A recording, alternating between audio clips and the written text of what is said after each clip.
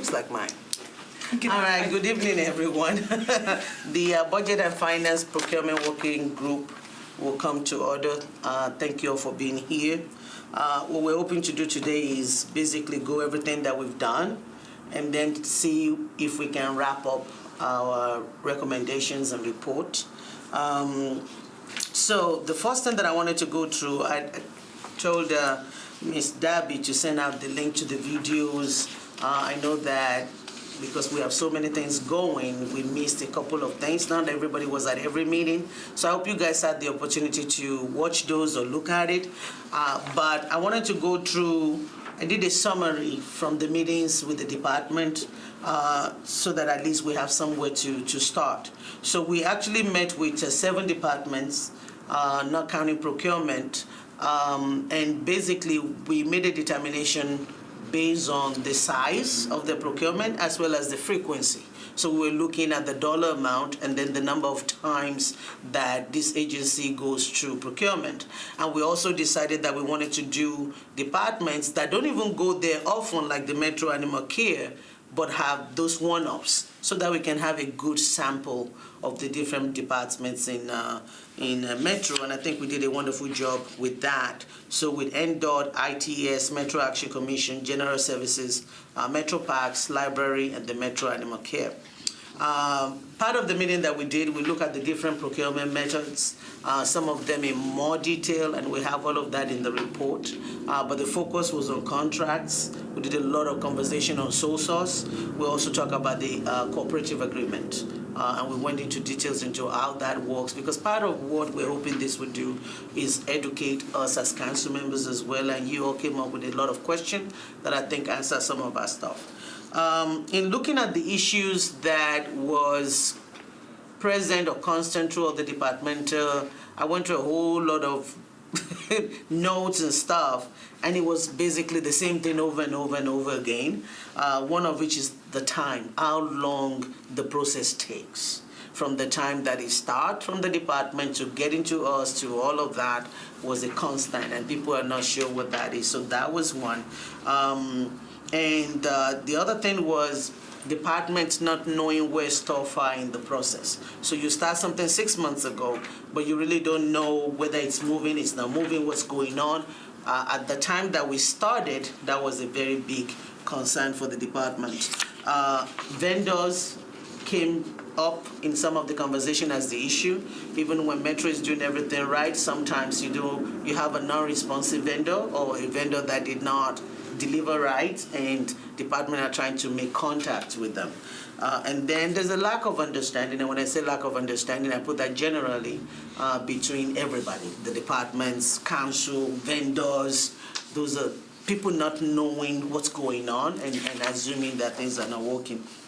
So in terms of the recommendations that were thrown out, the ones that I put the stars next to are the ones that I'm sure we already have in place since we started this conversation.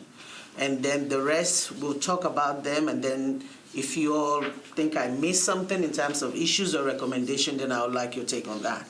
So streamlining the process to make sure that things move faster is something that we've discussed a lot. We have our legal eagles here, and they will be able to tell us if we can do some of these things or not. But there was a suggestion that maybe we can start doing some of this contract with resolutions instead of ordinances. I put that out there for us to be able to discuss and see, instead of 3 readings, can it just be 1? Is what this is talking about. And if that's the case, what are the kind of things that we can do with that? Maybe not everything will qualify for that, but what are some of the things that we could do? And so that's a separate conversation with the people that does contracts and legal and all of that to work that out. The second one is on the threshold. And I think we've already tackled some of this a little bit in terms of looking at what requires approval. There's some things that the procurement director should be able to sign off on without coming to council. Is there a tier that will take you to the finance director and doesn't have to come to council? And then what comes to council? So maybe by having these different layers, then we can actually avoid just having everything come to council when, you know, some of it is already especially with contracts, especially when we're talking about applying for a grant, we get it before they apply for it, and then we get it after they get it. You know, and sometimes we get it after they already started. Like, it's just like some of these things are redundant. We still have to get it because we have to approve the amount and all of that, but is there a way to make this flow a little bit better? Cooperative agreements, there was a suggestion that maybe not everything has to go before council. I will say that I've already heard that all of the cooperative agreements has to come before council. And so that's something that we cannot, by state law. So we cannot change that, but it was one of the recommendations. Streamlining the RFP questionnaire was something that ITS, I think, recommended. I can't remember what that is about, but we have a procurement here that can also help us go through some of that. And then sole source cooperative agreement justification approval letter. This is for council. I think us, when we get those sole source, what's been a question is we always question it. We're also not sure. Why are we doing this? And there's so many questions about them that it takes a long time. So now, thanks to procurement, since we started this conversation, I love the fiscal analysis now because I can go straight to the sole source justification letter and the approval letter that states this is why, and it has the procurement director signature that says I've checked it, and you know, and knowing all that they do before they bring it to us, I have a lot more confidence in signing off on those, which is that. And then there's the monitoring and tracking the procedure so that people know where things stands in the process. I'm happy to say that since we started, that's now in place. And so we can say, yay, the justification approval too, yay. Is there a system for the monitoring tracking? Is that like a new system that they have, or how does that work? Yes, and Zach can speak to that, but they have something now where departments can actually, Zach, if you want to elaborate on that. Sure. We have something called Project Portfolio. We can't, it's not something that we can make publicly available. Like, you can't look, the public can't look because it's a sheltered process by law. Sure. But departments sign a confidentiality agreement, and then they submit their requisitions, and they can track them through the life of their. We also have a AI tool that generates an email each week that lets the department contact know where their project is in the pipeline. Thanks. And that's new? Yeah. That part is, yes. Yeah. So we're doing something already. Training for the staff, training for departments, training for vendors, training for us are things that was talked about a lot. Everybody, one of the reasons why I wanted to do it is we want to make sure that even the department knows what they're supposed to do, where things are, and I think that that's already in place now. There are more trainings. I also find out that, you know, they now have dedicated buyers in the procurement office where instead of just going through whoever is available, each department have somebody they can call on that works with them directly, and that's part of the strategic plan that procurement was able to share with us. Additional staffing for procurement department was thrown out, and I think we should consider it, especially since we're getting into budget season. Part of the hold up is the workload of the staff. I mean, they have just a few people trying to deal with everybody else, and so that was a recommendation. And then the last one that I could get from all of my stuff is the centralized contracts management. Again, I think all this contract stuff we're not going to be able to wrap up today. We're going to focus more on procurement, but I will follow up with Ms. Darby on that part of the conversation to work out, does this make sense? What does that mean? Can we do a threshold? We will have a separate conversation, and then we'll bring that back. And so with that, that is the summary that I have based on the meetings that you guys attended. Is that all of it, or do you think there's some other things that issues or recommendations that is not in this summary? No, that's actually what we had talked about, especially the ones where you get the contract. We didn't understand sole source and stuff. I mean, how long conversations we've had. So I really appreciate the direction on that. This should help. I think the other would be training for the council to make sure we understand your direction on this, which is really good, because we get contracts, and I know people still have that question mark, and it would be nice maybe to do a summary, or maybe, I don't know, whether it's just budget finance, but anybody interested, here's the new process, and here's the source of, go to, fiscal analysis and if you have a question. But maybe some people still don't earn, and we'll ask the questions that might be already there. So I think there may be a quick training of some type. I think so. What I'm also hoping to do, as I was putting this summary 1 a.m. this morning, and looking at my notes, there were also a lot of question and answers that was part of the notes. And so when I actually finish the report, there will be more details as to some of the things that were discussed that got us to where we are. But I do think it would be nice for this to be presented, especially on our part, to our colleagues, maybe during budget or maybe a special budget meeting where Zach can be there too, and then we can go over all of this and they can ask their questions and see how we got to where we got to. One of the sessions, whatever, having a period. I think that Chair Porterfield is interested in having kind of a follow-up session with all of the working groups to be able to have you present, kind of have a final presentation to the outcome of the working group. So I'll be sure to raise that with her again if she doesn't. So I have a question about the contract. So, because we're talking about that now. So do we see the contract like I'm just going to use the one that I'm working on with you, the dog one. So we saw that as a RFP and approved that we could spend the money in the beginning, and then after it goes through you, we see it again? You will never see that contract. That contract is not one that requires council approval. Okay. So what is that threshold right now? The only contracts that come to council are sole source contracts in excess of $250,000. Cooperative contracts require council to adopt the master agreement per state law. Sanitation contracts come to council because you all decided in 1995 that they should. The contracts for the privatization of any service that is currently done by the public. So if we wanted to privatize janitorial services, or that's a poor example because we already do that, but something like that, that would have to come to you. Any contract involving surveillance, which you will be familiar with at this point. And then there may be one or two others. Those are 60 months. That's right, good job, Mark. Anything over 60 months, which would be very rare, we're authorized by code to enter into contracts that are 60-month period. If they're competitively bid, that's a lease. That's not gonna. Still a contract. And then it's not my contract. Then any and these, I should say, these are just our contracts that came in through purchasing. Yeah, those are our big things that come to you.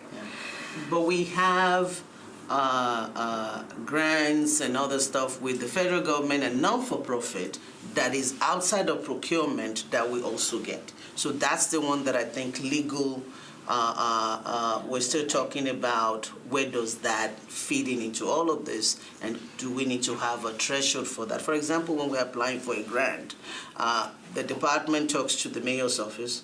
They agree that this is something we want to apply for, and they agree this is the money that we're going to get. Sometimes there will be a matching requirement, right? And then it comes to us for approval. We'll go through all of that. We approve for them to apply for the grant. But then when they get it, it also has to come to us for approval, right? So one of my questions was, why are we doing two different things? But we have to look at it before they apply, especially if there's a matching requirement. So we can say the money is there if you do get it. But if there's no matching requirement, do we really need to see it before? So those are the kind of questions that I have.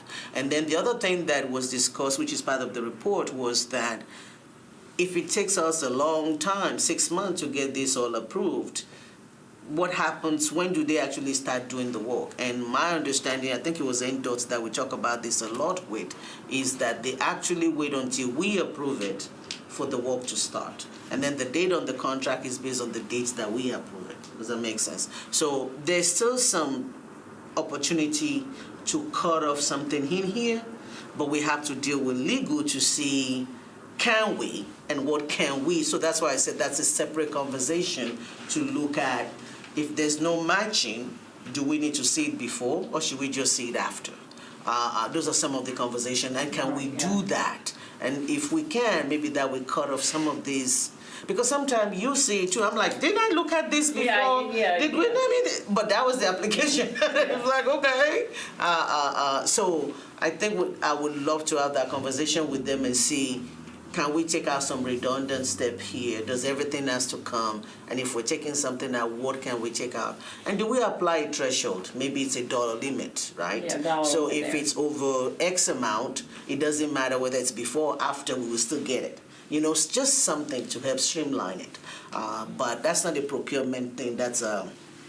And if I could interject real quick, there is a conversation that's ongoing between us and legal and another council member who brought it up separately from this working group that's ongoing. So those conversations have begun. Oh, that's good. Yeah. Okay. So because Specifically it's with regard to the grant application and the grant application and approval. the approval. It's just Yeah, it seems- sort of is redundant. If we're saying you can apply for it, we're sort of saying, okay, Okay. it's in the budget. If you get it, we're gonna fund it. I mean, it's sort of like Yeah. a waste of time, It is. maybe? Well, I think it is. Yeah. But I've also learned in my experience that there might be something that is stopping us from not doing that. And so whatever that something is, we need to take care of it. And if it's something we can take care of, that's why they will be able to tell us that, and that's a separate conversation from that. So yes, so that's what we have, and all of that will go in the report, and then we will talk to our colleagues and be able to expatiate, and people can ask more. The next item that I wanted to, we talk about, the meeting with procurement was the next item on the agenda. And what we did was, after we talked to all the departments, procurement was present, but I wanted to talk to procurement after all the departments because I wanted to see what procurement is already doing and to be able to make sure that their response include all the issues that were raised by the department. So by the time we met with procurement, they were able to share with us their strategic plan, and that's how we were able to know that some of these things was already in the works, and they're already working on it, they've already done it, they're working on some, and so that was that. The other thing that, if you all remember, when we were talking to the department and asking for issues, we're also asking for recommendations. So in meeting with procurement, we did the same thing. Like, okay, these are the things, and so I asked procurement, what are some of the things that we could do better as well? So that is that. In terms of things already implemented, I put the asterisks there. In terms of the ones that are not implemented, are the ones without asterisks. So I'm going to go through this really quickly before I go to the next thing, which is the legislation that procurement and I already talked about. The contract resolutions instead of ordinances, that will be with legal. I'm looking at the process. The grant threshold, different limits of approval, again, that is a follow-up with legal. Cooperative agreements by state law, we must send it to council. So there's nothing we can do about that. That's a no-go. The multi-vendor award, do you know what that is? I can't remember. It's something. It's a practice that we do. We routinely award multiple vendors for projects, especially where we know there's a great need, and we do that quite frequently. So I'm not sure what that was specifically in reference to, but we do. I think it was general services, when we were talking to general services that came up, but I just wasn't sure. You can definitely check market because we do. Okay, all right. So that we're already doing. Sorry, I'm trying to. Okay. Then the streamlining the RFP questionnaire. I think that is something with ITS, if I remember correctly. There are two parts to that. The first part was ITS and their questionnaire, and I think we've resolved that. I think that was mainly just an issue of departments not understanding what they had to versus what they didn't have to do, and so I think we've addressed that. We have a new RFP intake questionnaire that we will probably launch at the beginning of the next fiscal year. That will be a streamlined. It will be easier for departments to tell us what they need, which should cut down on some. So I can put that as work in progress? Yes, ma'am. Okay, all right. And then the justification letter we're already doing. Additional staff, we'll talk about that. my centralized contract management, I know what that is, but Ms. Darby, that was one of the suggestions. So when we take up 1, 2, and the last one, we'll put that all in that same conversation. Okay. Are they gonna put the additional people that he asked for in their budget? Or- That was gonna be my next question. Zach, Yes. are you guys in your budget request for 25? Did you put any additional staff requests in there? We did. We requested 4 additional staff members. 4 additional staff members, okay. Noted. I thought it was gonna be more than that. Because we work in the Department of Finance, and we always want to be judicious about the requests that we make. So, take us through, what is the norm in terms of the size of supply that each agent is supposed to deal with, and then what is our staff dealing with? So we engaged a year and a half, 2 years ago, we worked with the Harvard Kennedy School to look at our buyer workload and to have them benchmark it against what other cities with a similar, not necessarily a similar size, but a similar spend. We spend about $2 billion worth a year in terms of goods and services. They found that a sustainable workload for an individual buyer would be 12 to 13 projects, and that's not 12 to 13 projects per year, that's 12 to 13 projects active at any one time. Currently, our buyers are sitting at somewhere between 20 and 21 active projects for each person. So they're running well above that 12 or 13 threshold. And one thing I was talking to Councilmember Friendly Webb about beforehand is that we currently have at least, we have 3 staff members who are in intermittent FMLA to care for parents. So that is another challenge that we face, is not just in terms of workload, but in terms of the fact that we don't have those redundancy there, and that when those people are out, we have to reassign that workload. So how many buyers do you have right now? We have 7 full-time buyers. 7 full-time buyers. And each person has like 20? Yes, ma'am. So that's 140? Yeah, and those aren't necessarily, that doesn't mean that every, every that they're each doing all of those 20 items that are in there. Some may be amendments, some may be sole source contracts, some may be cooperative setups, some may be RFPs, some may be ITBs. There are any number of sourcing events that are in there. Okay. So if I take that 20 with the 7 people, 140, and I try to average it to, it should be 12, then that means you need about 12 people, 11 and a half to 12 people. So if you have 7, then that 4 is reasonable. I was just trying to see the number, see how that works. If you can give you 5, we'll see, but I think 4 is reasonable. We just need to. I think that I have not spoken with the mayor's office about the request. I'm sure that someone who's more tenured and better paid than I am has. I was just curious what the feedback was. Yeah, I have not had that conversation. Well, the good thing is that we got the budget chair sitting here, so if that is not granted, then we have the opportunity to make another push. I don't know if y'all know, but it takes the average for the RFP to go to, all the way through the process right now is 397 days. Yeah.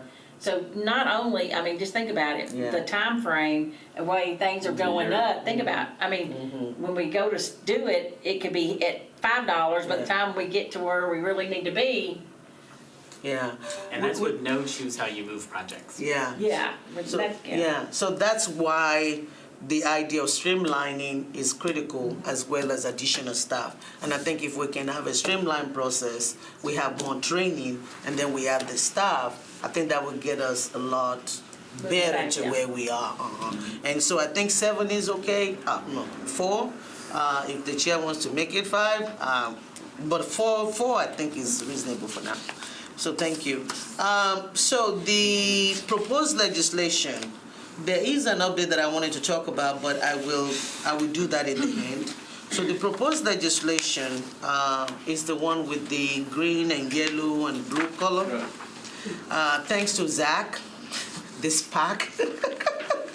He and I had a meeting, and it was just funny. I thought it was funny. The ones that are in green, he and I talk about it, and I think I'm for it. But we'll go and discuss it so you all can know what we're talking about before we move forward. I've also asked Ms. Darby, I put it there for you.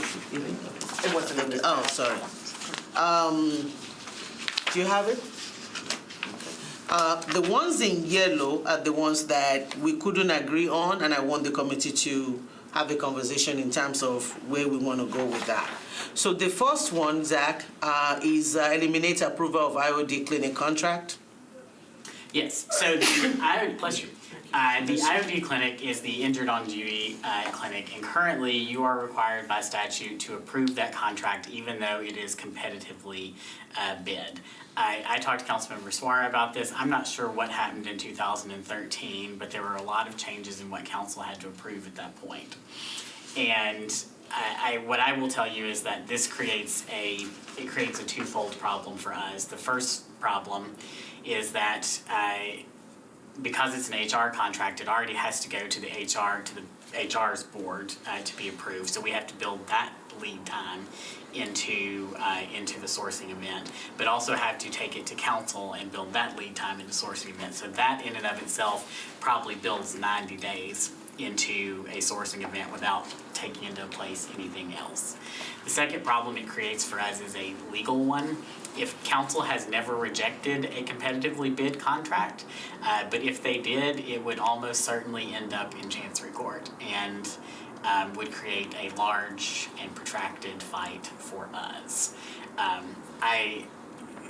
If Director Hall were here, and I have no qualms about saying this for her, she would urge you to take up this piece of legislation because it would make her life much easier, and that is a competitively bid contract.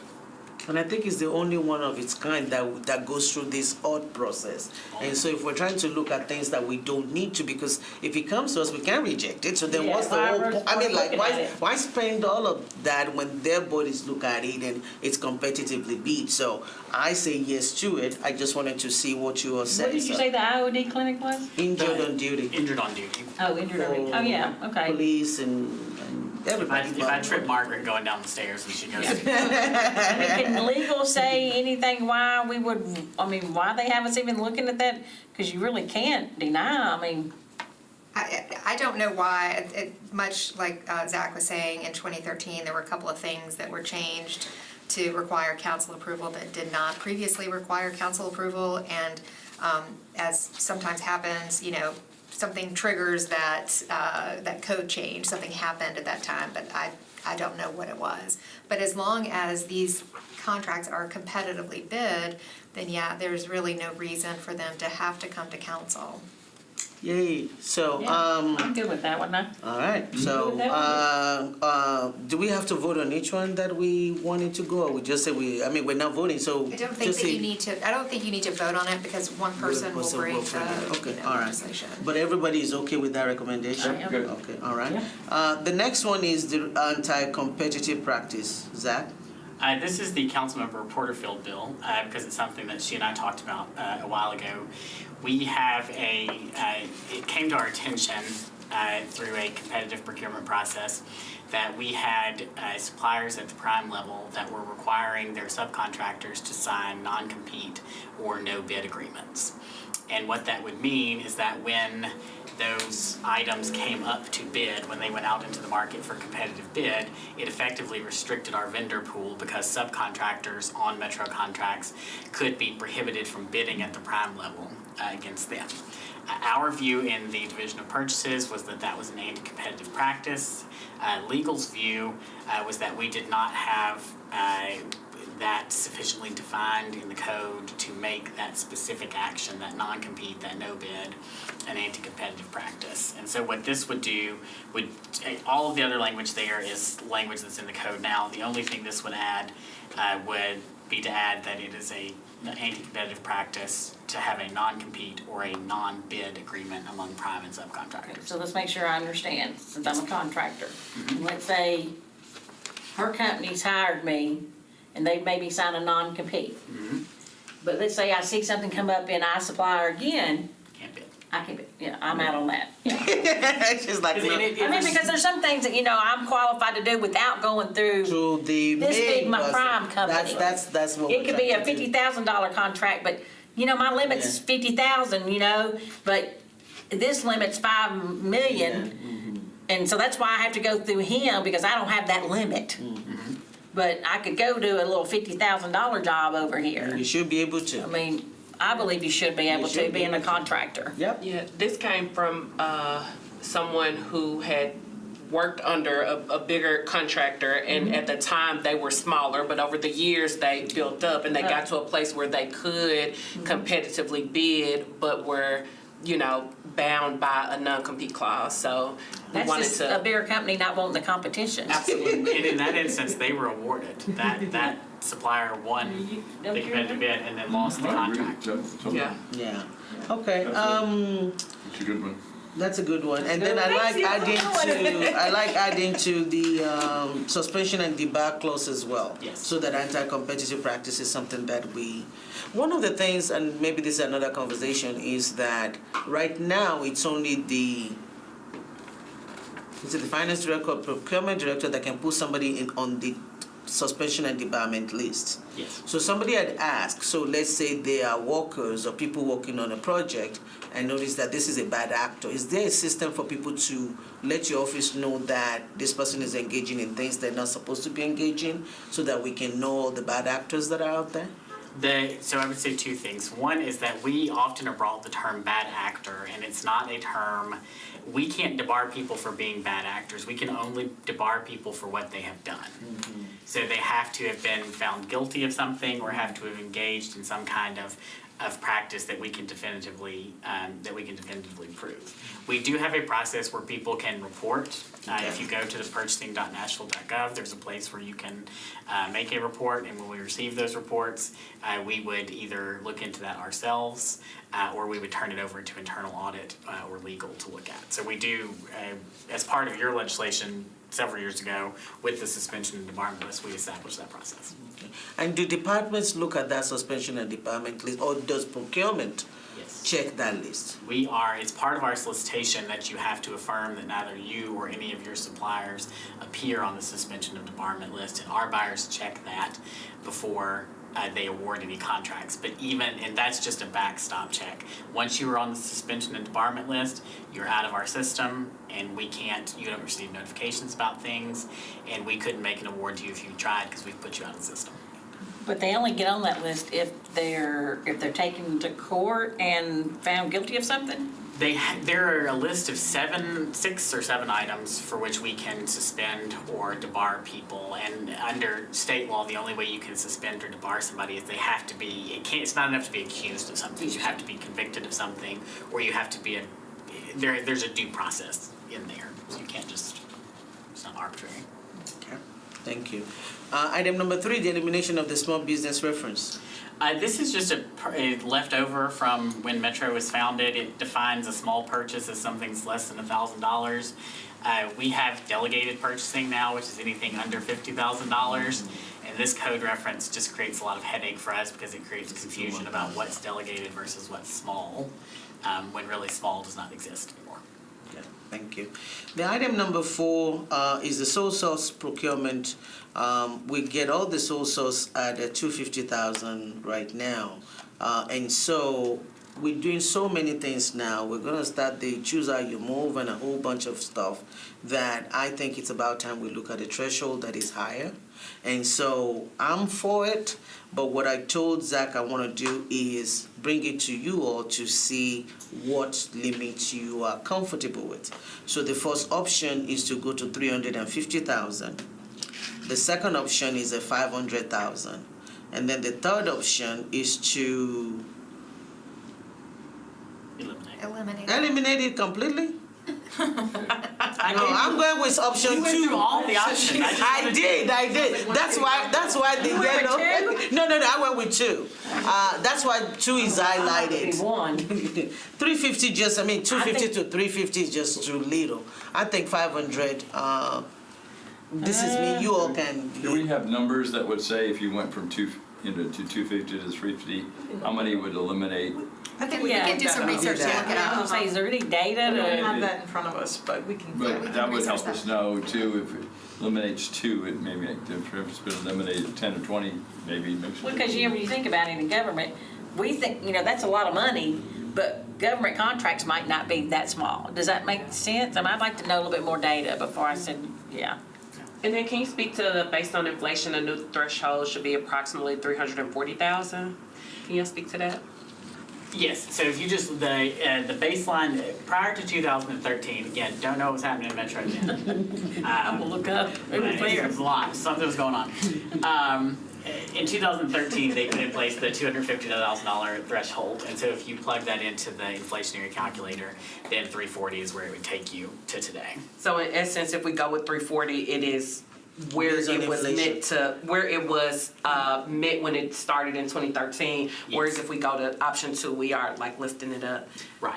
And I will say in 2050, someone's gonna be looking at this procurement legislation saying, I don't know what they were doing in 2025. Something was happening in 2025.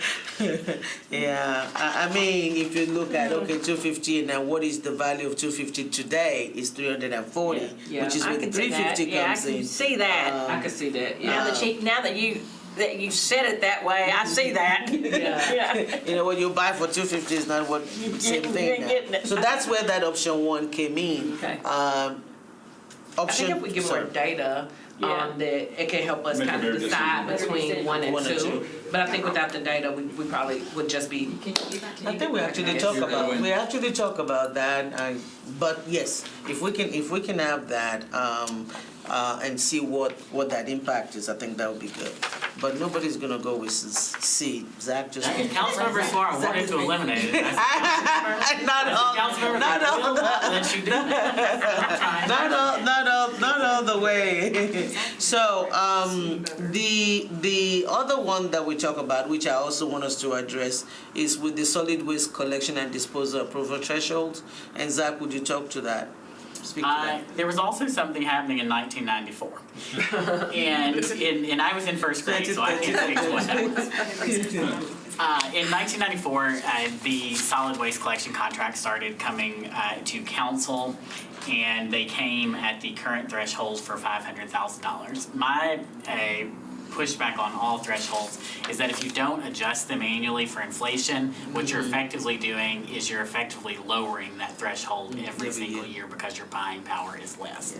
And so when we were coming up with these ideas, we just went through, and this is one of the bigger contracts that we have, and so essentially you have the same options there that you could undertake. And they're getting ready to come up for renewal, right? Waste management? Yes, ma'am.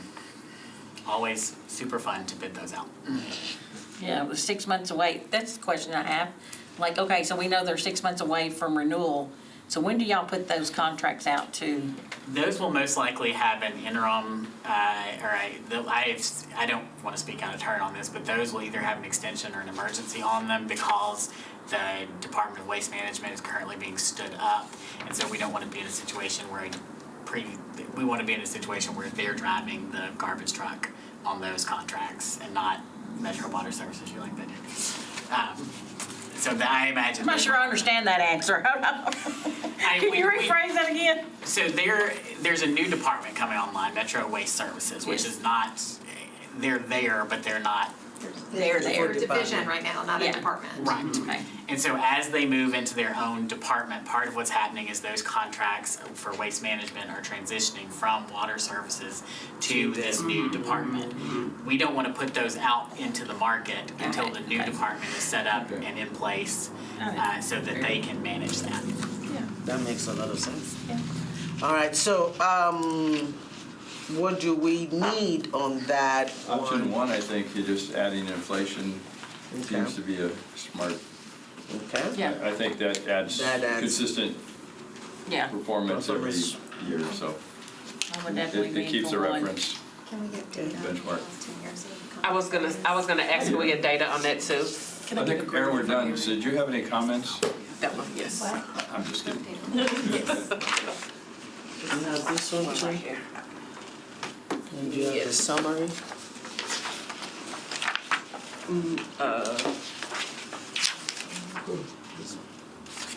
Okay. All right, so we'll wait for the date on that. And then the last one is just a cleaning. Zach? This is my personal pet project, is the recycled paper report. We are, again, I don't know what's going on, but there were some things happening in the past at Metro, and we got saddled with this recycled paper report. I would tell you that it takes more paper to produce this report than the benefit that you get out of it. We have to report on things like virgin paper, which is a term I was not even familiar with recently. And so it's not a very good report, but it is a report that takes up a lot of our time. What is the report? I'm just curious. What are you? Report about recycled It's- paper. What we're it's a using? I mean, is report- that is it a report on like how much we're using recycled Yes, paper? and it's not even a good report in terms of data that you're getting. How do you even keep up with that with all the departments is what I want to know. Are we using recycled paper right now? Yes. What percentage? And what percentage of it? What percentage of it is virgin recycled paper? I could go and pull the data on it for sure. Just kidding. Come on, Zach. That's the whole point. What is? Berkeley must have been in on that meeting. I don't know how many trees was being cut down. Who looks at that is the question. Yeah, who looks at that? Yeah, who do you give that report to? I think we give it to you all. Yeah. Well, I've been here 6 years, I don't think I looked at that before. And you've all read it, so it's Front to back, every Front to time. back. We know exactly. All right. So we're okay with that one. Yeah. And so the two, we just need the data to finalize that, and then we can send that by email and get your consensus by email on that. We And can if you're- send the information via email, but getting the consensus via email is a different story. Okay. We shouldn't be Send- doing that. Yeah, okay, no consensus via email, but we will get the information via email. Yes. We can, once we opine on it, we can share with you what our preference is, and then you can gather where the group is. You as the You can- director. you can Have share- an open meeting where you discuss Yeah. it. You can share your preference with me and, But we can't be a conduit for things that you could. Oh, no. I don't mean like to report back to us, but what I'm saying is like, could we just share with you? You can share with us, but we can't take that as like. Okay, votes. we'll have Okay. another quick meeting, because I do need to talk to legal about all the contract issue and all of that, finish that conversation, and then bring that back, and then we can talk about this. It will be a quick one. This is the You're one right. that we're doing. Between, 6 and 6:30. Yeah, this is gonna be a very short one. Hey, yay, and if everybody look at it beforehand and know what their preference is, it shouldn't take any time. Again, looking at the issues, looking at what we've already done and what we're planning to do, I think we're in a very good place. I think that the process, in my opinion, is gotten a lot better than when we I started. was saying earlier, I didn't think we had done a lot, but now after we done we this, did. now after we see this, and we talk about it. We did. we And really remember did. that some things are already done. I guess when you're Like not the really one- doing the work yourself, you don't really, Realize how much work is. yeah, Well, realize how much work I you really know. have to, yeah. I've been at every meeting, so yes, this has been very. So the last thing that I wanted to talk about, you will find a policy, Sports Authority policy as one of the people that I shared with you. And before I go to that, Ms. Evans, I'll give you a minute to look at all of those things, and if you have any thoughts on them before we wrap up, let us know. The first paper is just a summary of everything that we've talked about, with a lot of focus on the issues that were raised, and then the recommendations that the department came up with. The items that has the star, items that is already in place as a result of this conversation. So we don't need to legislate it or ask for it. They took it, they're doing it, and it's working well. The items 1, 2, and last one, I'll be taking over with legal, and then the rest of them either being done or we're doing it. And then the second thing that we dealt with were legislation recommendation, mostly from procurement as a part of cleaning all this up. Is what we have. So if you think we missed an issue because we went on some of the meetings, or if you think we missed a recommendation, let us know. Yeah, the only thing that stands out, or that I probably would, and I didn't hear the context, so I'm happy to go back and listen to the meeting, is the monitor and tracking the procurement process and how how the people going through it know, like, all the reasons, and because those are the complaints I get, are the people who don't. It's submitted by somebody higher up than them, it's going through the process, but they don't really know, like, where it is, and then the stories about how long things take. And so I know there's probably an education gap, but then there's also real examples of, like, how long things take, and so I don't know what bucket that really fits in. We already solved that one. Yeah. Zach, take it away. Yeah, We already solved it. We already have a If you already solved it, I can just listen to the report. No, let him play it again. Play it again. It's one of our big ones. Okay.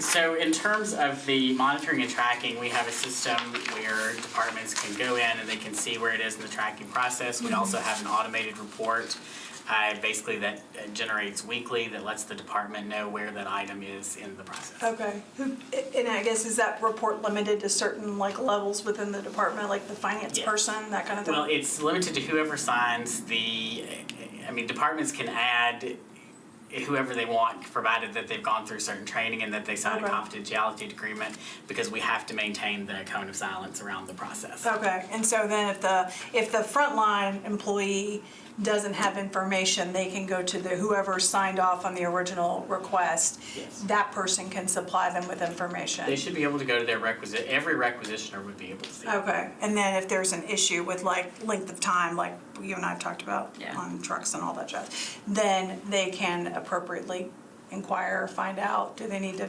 request some other type of vehicle, library book, whatever the case happens to be? Yes. Okay. Okay, cool, thanks.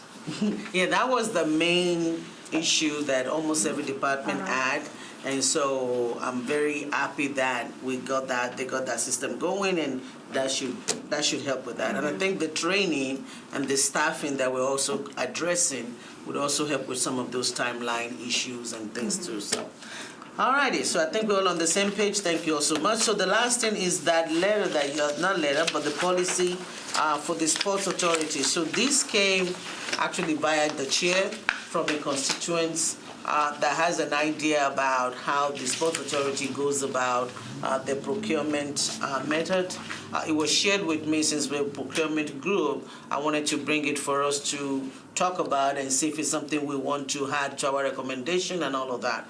But I also know that we don't have all the information that ties to it, so I sent it to Ms. Darby and Ms. Eichlin and also Zach, and I said they can talk. So the first thing I'm going to just say is you all read it, but then I want Ms. Darby to speak to what this is and can we do it, are we doing it, should we not, whatever you can share with us on that. So this policy was presented to the Sports Authority, it went through their finance committee, and it was voted down at the finance committee level. So it is not actually a policy of the Sports Authority. Kind of backing up a little bit, the Sports Authority, however, is a public instrumentality of the metropolitan government. As a, essentially governmental entity, they are required to follow state procurement and public contracting laws at all times.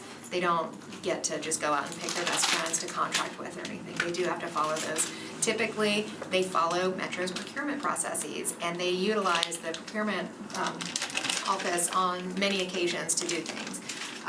So they are following those processes, and they are following the state laws. And as I was saying earlier to you, Chair, the other authorities and entities that are similarly situated to the Sports Authority, they're all obligated to do the same thing. So they all also have to follow state laws, public contracting laws, public procurement laws. So, and then all departments, obviously, and boards and commissions that are created by ordinance or charter have to follow Metro's procurement processes specifically and utilize the Metropolitan, the Department of Purchasing. Does this policy go against any current state or metro policies around procurement?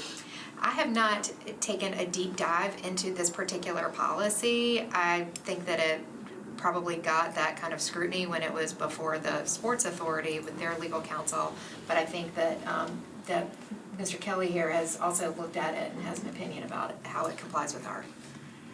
So you and I spoke about it earlier today, and I think you were on the email. And I want to retract what I said then, because There you go. it turns out we wrote this.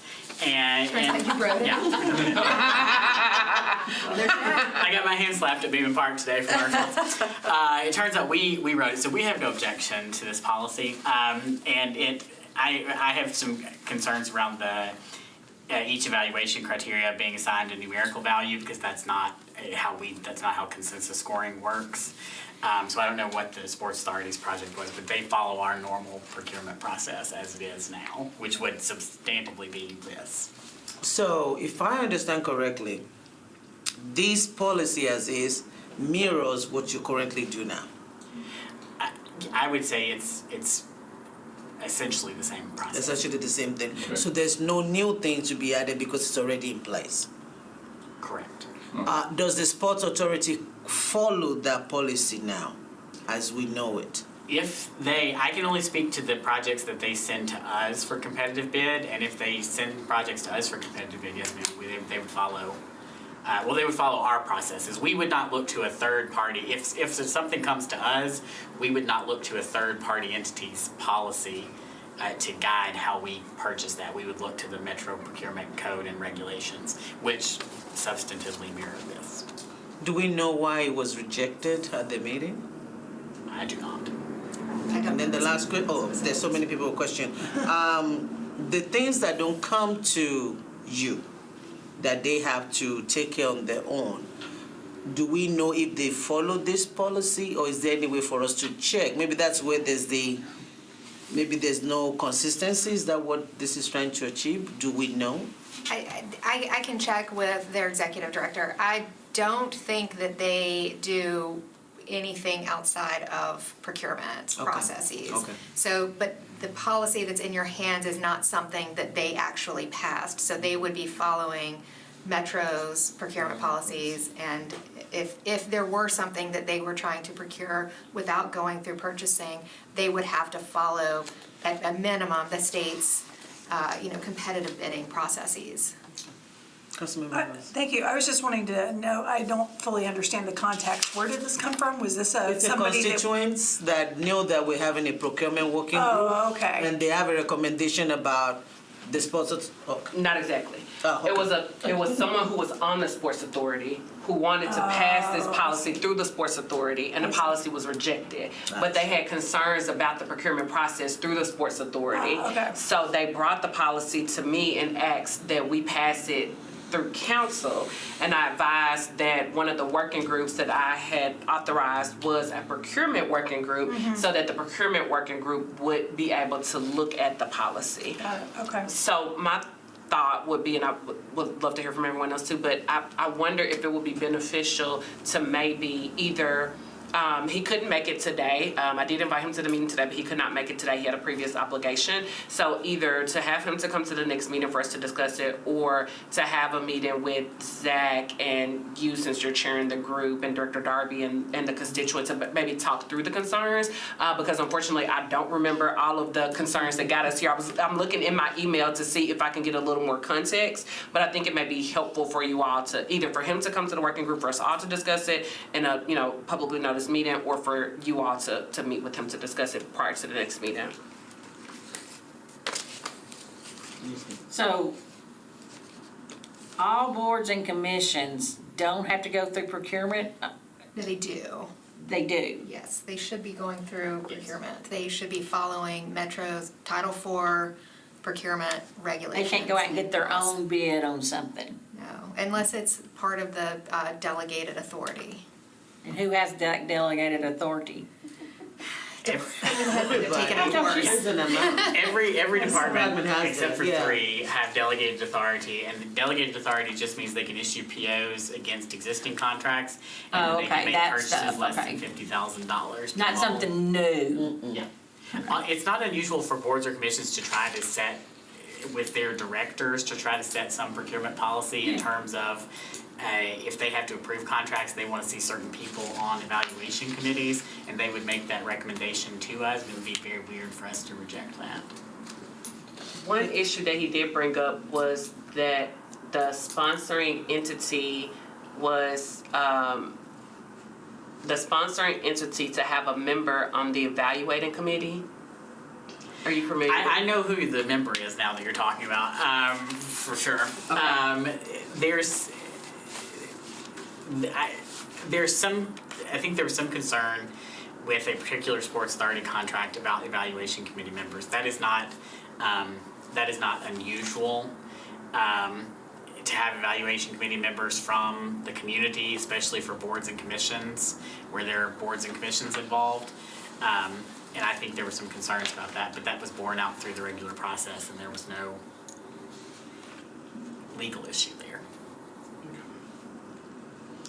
What do you want to do? Do you want me to talk to him, or do you want him to come and speak, and then maybe have somebody from Sport Authority too? How do you all want to handle it? Oh, you want to reconcile, Councilor Porterfield, and since you were the contact Since you're person? there.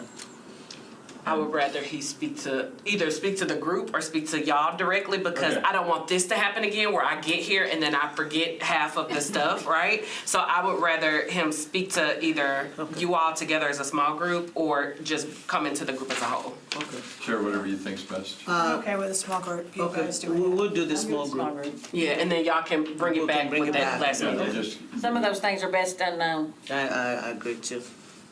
Okay, we'll do the small group,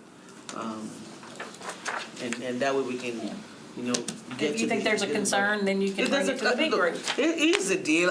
Somebody is trying to make things better. That's why I wanted them here to say, if we're already doing it, is there really any need? But if we're They've not already doing doing it, but it's good to just ask all the questions and ask all the people. So, that's all I have. I know we have a guest. Is there anything are you just here in support, or is there anything? No, I was just hoping to learn a little bit about the procurement process in general and stuff. So, yeah. Okay. I will advise that if you will go back and watch the videos of the subgroup, It's all January. I think November 20th, 24th, we started. You can go back to all of it, and I think it gives a very good or even just the one with the procurement departments where they explain exactly how things flow. Yeah. I think it's very good. But thank you for being here. I'll be sure to, I do have a question since you opened it up, is, so does procurement division update their strategy annually? I know that y'all talked about that in January. That's just like an annual process that y'all do with council and, We just do it annually internally. It's a planning mechanism that we have. okay, and then report it to council, to the working If group. I report anything to this body that they ask. Yeah, and they also shared their strategic plan also with us that has not just the current year but down the road, which I think will get us to where we need. I think part of the problem is that some of the rules and the code and things are so old, and we're now in a city that is growing, and the size and the constant and the numbers it's grown in, and we just need to make sure that we are reviewing things as we go along. And like I said, for me, even if there are two things that I'm so happy that we've done, which is the monitoring and tracking thing. I think it helps a lot of the department. The justification letter and approval letter for sole source and cooperative agreement, I tell you, that has helped me so much, and I hope our colleagues will be looking at those things when they're looking at the analysis, because it has a lot of information that some of the questions that we ask, it's already asked and stated in there. And I think once we understand the process, it makes it easy for us to do what we need to do too. And then if we can take out some things, based on size, I think it would also help as well. Any thought, question good job. from Thank you. the group? Thanks for pulling us together. All righty, we're adjourned. Thank you. Ooh, thank you. I heard there was a crowd there. Are you driving them? It started at 6.